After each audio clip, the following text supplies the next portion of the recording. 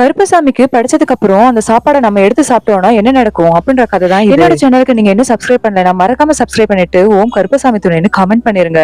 ரொம்ப வருஷத்துக்கு முன்னாடி இருட்டுனதுக்கு அப்புறம் முனியாண்டி சாமி எல்லைக்குள்ள யாருமே போக கூடாதுன்னு ஊர்ல ஒரு கடுமையான சட்டம் இருந்திருக்கு. ஆனா ஒரு நாள் ராத்திரி அந்த பலியா வந்த ராஜுங்கிற விவசாயி ரொம்ப பசி எடுத்ததுனால சாமிக்கு வச்சிருந்த படையல்ல இருந்து ஒரு கறித்துண்டை எடுத்து யாருக்கும் தெரியாம சாப்பிட்டிருக்காரு. அதை சாப்பிட்ட அடுத்த நொடியே சுத்தி இருந்த நாய்ங்க எல்லாம் சேர்ந்து பயங்கரமா ஊளையிட ஆரம்பிச்சிருக்கு.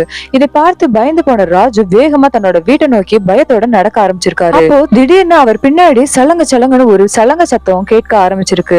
சாமி பின்னாடி வருதுன்னு தெரிஞ்சதும் திரும்பி பார்க்க கூடாதுன்னு மூச்சு பிடிச்சுக்கிட்டு ஓடி போய் வீட்டு கதவை தட்டியிருக்காரு. ஆனா கதவை திறக்கவே இல்லை. சலங்க சத்தம் அவன் காது கிட்டேயே நெருங்கி கேட்டதுனால வேற வழி இல்லாம நடுங்கிக்கிட்டே மெதுவா ராஜு திரும்பி பார்த்திருக்காரு. அங்க முனியாண்டி சாமி பயங்கர கோபத்துல பெரிய அருவாளோட நின்னுகிட்டு இருந்ததாகவும் அன்னையில இருந்து ராஜுவை ஊர்ல காணோம்னு ஊர் மக்கள் சொல்றாங்க.